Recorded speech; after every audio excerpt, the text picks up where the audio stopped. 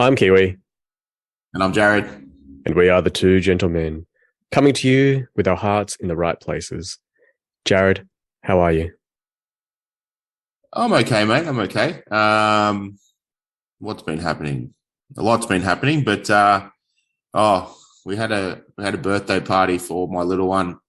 Just a little one with a few kids, and it was all good, great. Everything went well, except when they left. My TV remote has gone walkabouts. I don't know where it is. Ah, The house is in shambles, mate.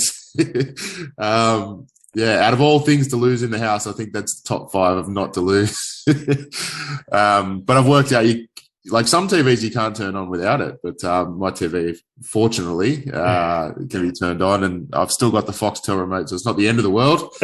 But yeah, I can't get onto any of the streaming stuff or anything like that. So I've ah.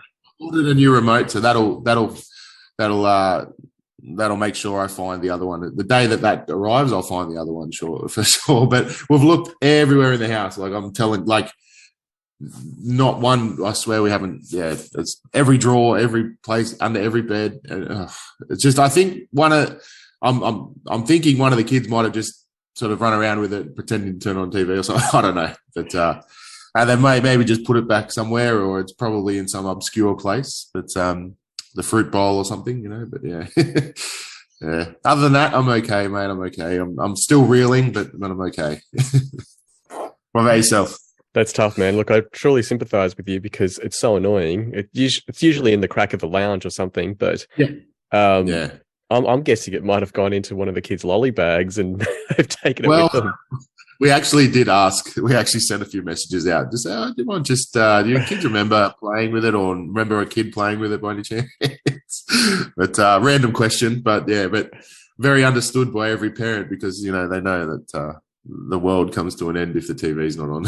Yeah, it's really annoying. It's like when you do up your shoelaces and one end is really long and the other's really short. It's like, oh, come on. Yeah, no, it's not good. Not good. I agree. There's certain things in life you just don't want to deal with. Yeah. But how are you, Yeah. mate? How are you? Yeah, I'm pretty good, Jarad. I did something really cool yesterday. So we do a music session at work, and one of my friends, he leads it because he's a really good singer and guitarist, and he's on annual leave. And naturally, we're like, oh, we won't do a music session this fortnight. And then I was like, hang on a second, I Yeah. can play guitar. So Ah, I led the music session. Obviously, it wasn't the same quality as when my friend does it. But yeah. you know what? For someone who has only really started guitar in the last couple of years and has only diligently practiced in the last year or so, I did okay. And we belted out a few classics. We did Hotel California.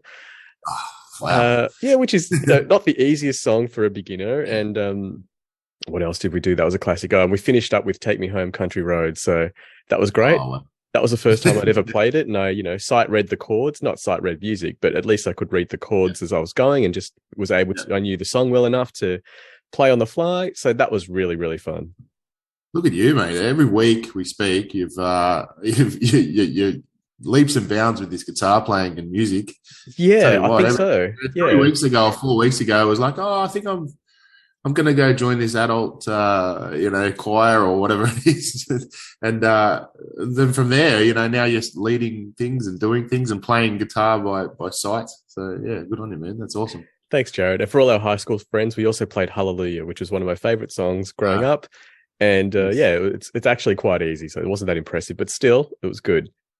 good to play one of your favorites. Yeah, exactly. And just when you were saying, I'm coming on each week and, doing things musically, but I just wanted to add something. I was reading this thread on Reddit and people were asking, what's something that you learned in chess that you can apply to real life? And some advice someone gave was that you can't always go for the big play, but you can always incrementally improve your position. And I thought that was really cool. We're not always Yeah. just going to go out there and win whatever it is, win Wimbledon, but we can always take steps towards improving our lives, whatever they are. Yeah, totally. And it's about those small steps. And I think we've sort of touched on it, just discussed it many times, just taking it step by step and, finding the space where you're comfortable, improving. Exactly. Now, we're recording this at a time when a rugby league legend has unfortunately passed away. Paul Green, for those of you who follow the sport, he was a fantastic player, really smart guy as a halfback, punched well above his weight, small guy. And he was also a fantastic coach. He coached the Cowboys to their first ever NRL premiership. He also coached them to a grand final after that 2 years later. And he got to coach Queensland last year. And unfortunately, he's passed away. It's brought up a lot of things amongst the rugby league community and men in general. Jarad and I started this show as two gentlemen being able to talk to each other and sharing a friendship with one another, but also sharing that with all of you. We've talked on our show many times about mental health, men's mental health, just about the need to be able to talk, the need to be emotionally available, the need to listen to each other. And we feel that it's probably time to recap all of that in light of Paul Green's passing. Yeah, totally agree. And yeah, when you speak there, I get a few goosebumps too. So it's definitely hit me a little bit. Not, I didn't particularly, I think it's more about, more about somebody who's well known, or that's a, let's just use the word celebrity. And that happens. It shines a light on the fact that it does occur quite regularly amongst non-celebrities, the regular people that aren't well known. Now, I know if Paul Green would have spoken out and asked somebody for help, there would have been thousands of people literally would have stopped everything for him to help him. Us regular Joes, you're not afforded that right of those thousands of people, but what you are afforded the right is you do have people in your life, and I guess let's just call they're your village, like they're the people that in your sphere, in your area that you can reach out to and talk to, and I guess that's get to know those people. Understand that those people will stop and help you if you need it. Even if it's just a chat, it doesn't mean every 5 minutes we go together and start a crying session and break down and have deep and meaningfuls. But when that sort of stuff is required, know that you have that village around you that it might be family, it might be friends, it might be, some guy you play basketball with or soccer with or whatever that you have a connection with. Just if nothing else comes of this, just recognize those people and work on those relationships.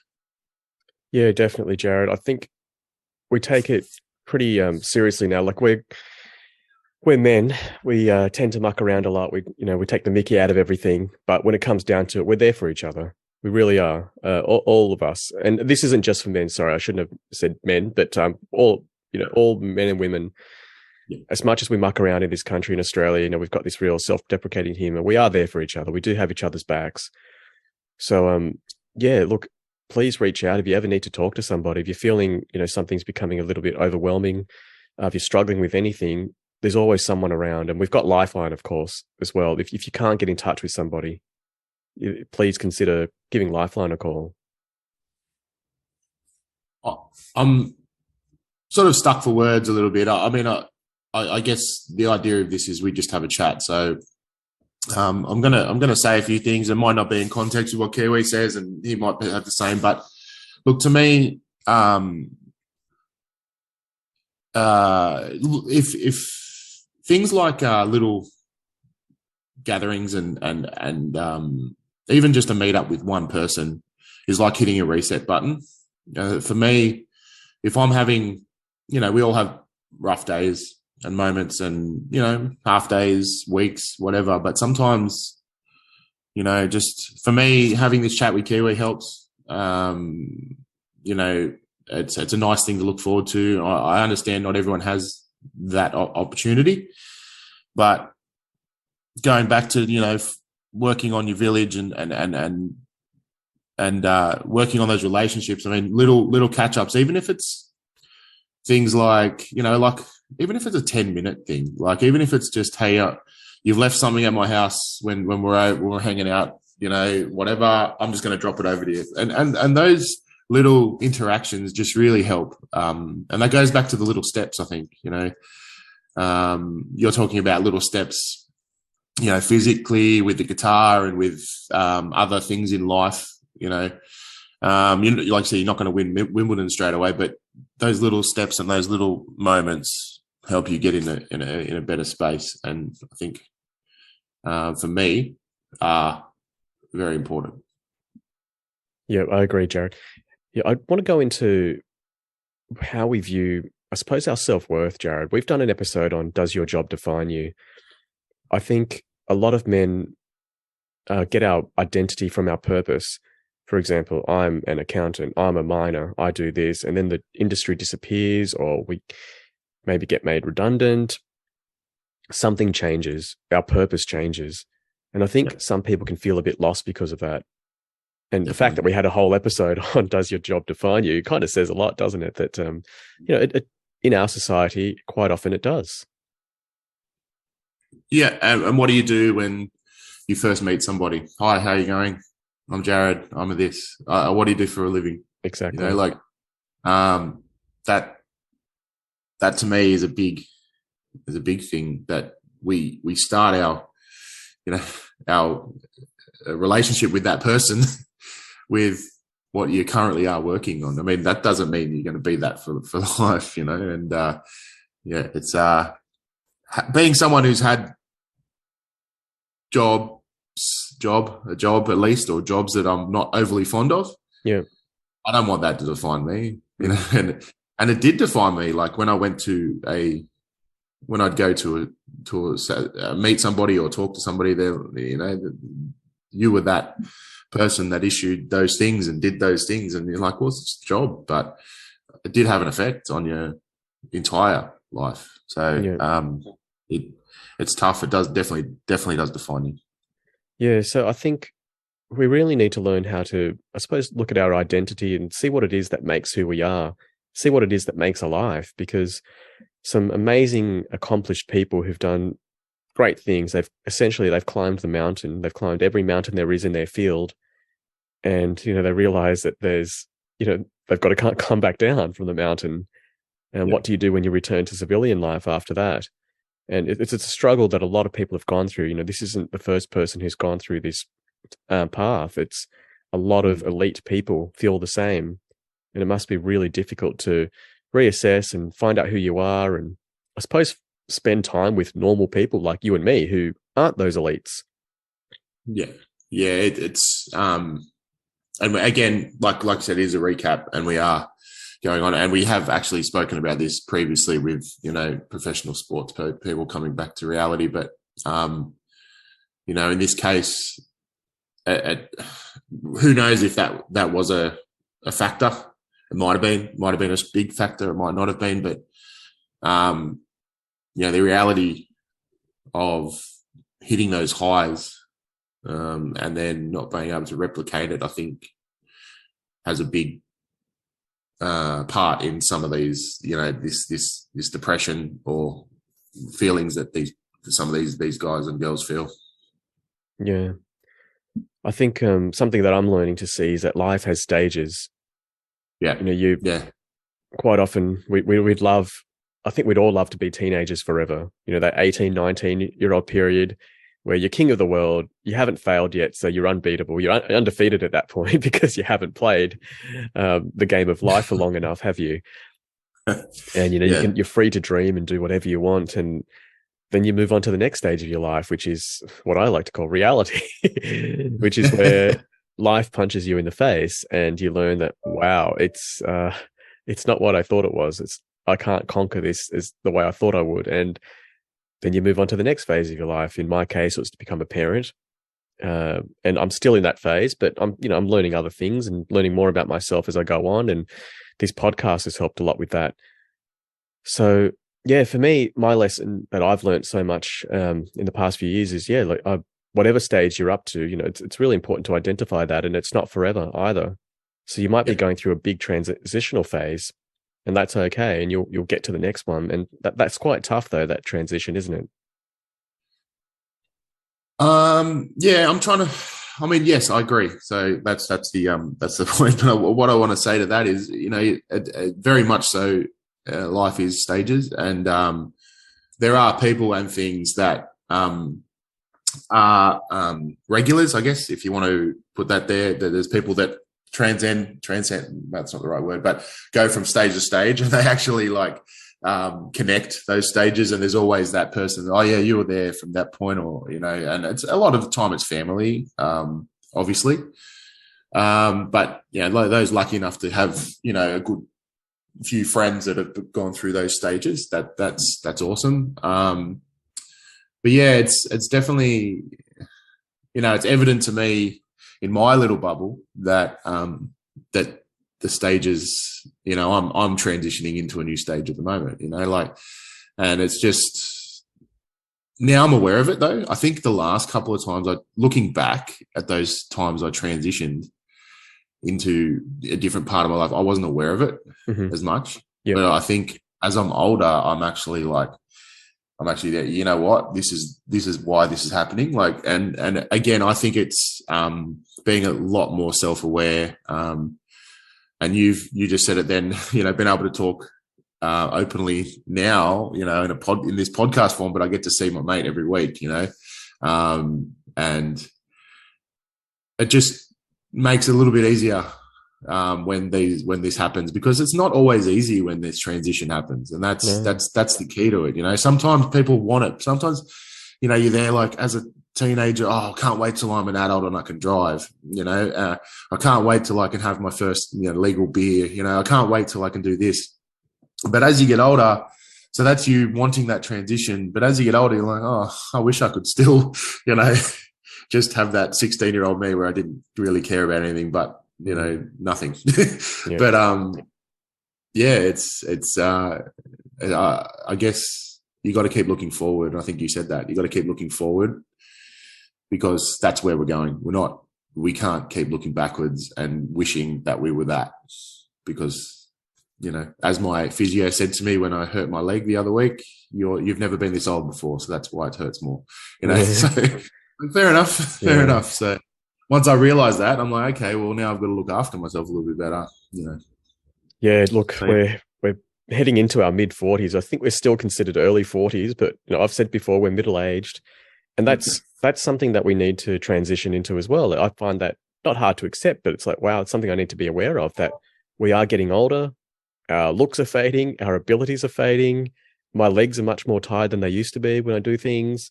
I sparred my 13-year-old son the other night. He's almost as tall as me now. So before, I used to really, really take it easy on him. Now I'm like, I need to step it up a bit. This kid's going to hurt me. So that transition's coming, where I'm going to be the shortest person in our family. It's not that far off. You got to be able to take that. So at least if you're aware that's coming, I suppose it's part of it. The train is on its way. Yeah, but I'm so addicted to youth. I always loved it. I loved being, because I was the youngest in the family as well. Yeah. So now, all of my roles are changing, and we've talked before where, when there's when the alpha of the group shows up, the testosterone of the beta drops a lot. Well, I'm no longer the alpha in the family, so I'm going to have a lot of hormonal changes too. So all sorts of things are changing for all of us as we go through life, and it is a real challenge for anybody. Serena Williams just retired. She won her first Grand Slam when I was at uni. Yeah, I know. Crazy. It's insane. Federer will be retiring soon, and he first played in the French Open in 1998. We were in high school. Yeah. You think of all the stuff we've done since high school. Yeah, exactly. Think about all the stuff he's done since high school. But life is changing. Everything is changing. So it's I guess it's important to just be open to that as well. Something that we have discussed before, Jarad, is what do we do when a mate does come to us with something to say? I guess we should probably start with how do you approach somebody when you do have something to say? I've certainly been in that position before, where I've picked up the phone to somebody in a time of need, and it's not uncomfortable to hear someone just get straight into it. So for anyone who's not sure how they're going to start up a topic, if they need to talk to somebody, that's not an issue at all. Your friends will be receptive to whatever it is you have to say. If you just blurt it out and just say, "Hey, Jarad, I need to talk." "Yeah, sure. What is it, mate? I'm struggling with this." Your friend will listen. Your friend will be there for you. So for the recipient, quite often people say, "Oh, they say talk to your mates," but I don't know if my mates would want to hear it or if they'll know what to say. Well, as a mate, we don't need to know what to say. We're not professionals, but what we can do is just be that sounding board and just say, "Yeah, mate, I'll hear you. What would you like to say? Please lay it on me. I'm here for you." Just sitting there on the other end of the line or in person and just listening without saying anything quite often is a lifesaver. It's a necessity that it's part of friendship, as far as I see it. You share a lot of good times and you hope that most of them are good times, but as a friend, you're going to go through when your friend loses somebody, or when your friend is going through a tough time, or when his friend, is having relationship difficulties, or, problems with, like, you're almost like on the bench for, like, they're experiencing that, but sometimes they need to call their reserves to help them get through that moment. And, I say you hope, but actually I'll change that word. You actually know that if you're in that situation, then your friend will be there. But look, I know for me, I feel I'm pretty self-aware personally of if I'm starting to feel a bit off. And I might, and I'm not saying this is the right way because we're all learning, but I might, instead of going straight into the conversation of like, "Hey man, I need a hand," or whatever, I'll maybe disguise it, not on purpose, but I'll maybe disguise it because I feel a little awkward with, "Hey, come over and let's just catch up," or let's just go out and have a drink, or let's go and come over with the kids and have a barbecue, and within that setting, you can then have a quick chat. And then if that leads to, like, opens the door to a phone call where you can go, "Hey, let's just talk about what I said." Yeah. That's probably how I've approached it. Yeah. But I don't feel I'm lucky enough to know, I don't feel I've been in such dire sort of situation that I needed to just go and blurt it out. Yeah. Probably that's the wrong word, but I feel more in control, and able to take those steps to then talk. I know I've been on the receiving end of a few phone calls, and like you said, I have no issue talking to someone all night, or them coming over and just talking. That for me, on the other end, that's I'm happy to listen, and be there for them. I know for me, like early on when I needed somebody, like somebody said to me, all he did for me was he just sat next to me. Like there wasn't even like a conversation. There wasn't even a conversation because what had occurred, there was nothing that they could say was, what had occurred you couldn't turn it around. It was just, it's just life. It happened. Right. So it was just a matter of that person being there. So sometimes we just know what to do. And sometimes, that sticks out. And like I said, that can be that can be a lifesaver without even realizing it. Yeah. I remember you actually talking about that in our Good Grief episode. It's probably a good time to recap that actually, that, grieving is a really natural process that we have to go through. And if we skip that, well, we're missing a very important step and we might not process something that we really need to process. Just a bit of behind the scenes goss for you. We had a bit of technical difficulty and I had to message Jarad, and the messaging app I used, we rarely use that one. And the last thing Jarad had said to me months ago was, "Hey mate, if you need to talk, let me know." So it's very fitting. I was like, "Oh, what was happening then?" I was actually quite sick and I had to cancel one of our recordings. And so Jarad reached out to me, which was really lovely. So that just kind of sums up the kind of person Jarad is and the kind of relationship we have. There you go. I'm such a good guy. No, honestly, that's not a problem. That's like I said, that's just friendship. Exactly. Which leads me into another thing. Like, how do you know when someone does actually have something up? Like we've said so far, it's us reaching out when there's something on our minds, something that we're struggling with. But I think we can all agree that we're all very good actors. Okay, we could all win Oscars for hiding our feelings day to day, and because we have to get through the day. Someone stops you at the checkout and asks you how you're doing. You don't say, "Well," you just say, "Good." Yeah, you just really, it's more of an acknowledgement rather than a genuine question. So how do we tell that our friends are struggling with something? And that's a really big thing, because the biggest, toughest guys out there, they look like they're fine, don't they? Yeah, it's a tough question to answer, and all I can say is, if you go home and if you say to your other half, or if you go home and have a think and they're on your mind, if you're talking about them or thinking about them in a way of like, oh, I'm a bit concerned, like, that's like, a lot of people will do that, but then not bring it up with the person that's actually having issues, because they don't want to intrude, or they don't want to come across as being nosy. But I think for me, if you are thinking about that person, worried, in a concerned way, or talking about them to someone else, like your partner, in a concerned way, by no means you're talking about them behind the back. If you're talking about them as a genuine concern, then that's your trigger. That's your, like, okay, I need to just say, are they okay? That's and it might take more than just going, are you okay? But you've got to start the conversation. And sometimes the conversation that's all it needs. That's all it needs. Yeah, agreed. And I think, Are You Okay Day is a great initiative. And, there's no reason why we can't continue it any time that you sense something up with somebody. Yeah, it needs to be every day. It needs to be every day. It's a great initiative. Yes. And, it's that good that I think it needs to be, you don't need to wait for one day a year to do it.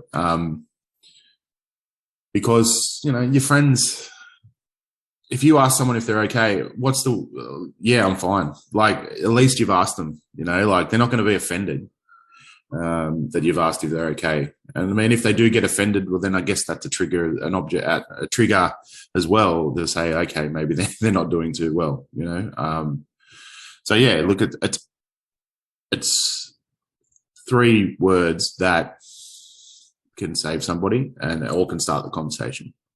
Yeah, exactly. And you brought up the term offended. Because sometimes we are a bit afraid to ask, because we don't want to push something with somebody. And you know what? If the worst thing is someone gets a bit angry at you because you ask them if they're okay, if they're like, oh, what do you think? You think I'm, some snowflake or something? Well, if the worst thing that happens is they get a little bit offended, but they realize that you actually genuinely care about them, that's okay.